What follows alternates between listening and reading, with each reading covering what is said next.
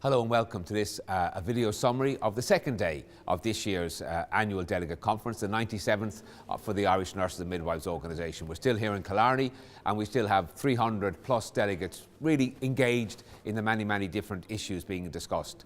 This morning saw a very lengthy debate, a very detailed debate on pay, our future approach to pay, how we'll address recognising today's nurse as opposed to the nurse of 20 years ago when nursing was last evaluated. We also had a debate on working hours, the need to review the Lansdowne Road Agreement to accelerate the pay restoration.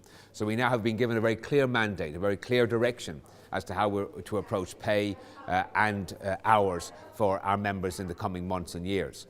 Secondly, we then had a very lengthy debate and the adoption of, I think, of a landmark policy on public health, our public health service, how it should be funded, how it should be structured, single-tiered, access being determined by need, not money, as it is now, and the unfairness that creates. So we now have a benchmark policy that we'll be presenting to all other political parties and stakeholders in the health service, and I think it stands up to great scrutiny.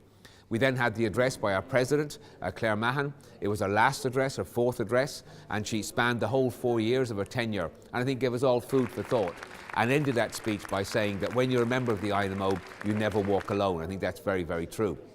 We then had debates this afternoon ranging from undergraduate nurse education, CPC support for that, a reaffirmation of our long-standing policy of no additional beds on inpatient wards, that only covers up the problem of overcrowding.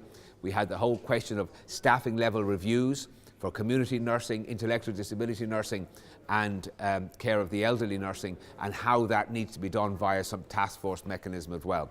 So as you can see, very crowded agenda. Tomorrow the agenda continues.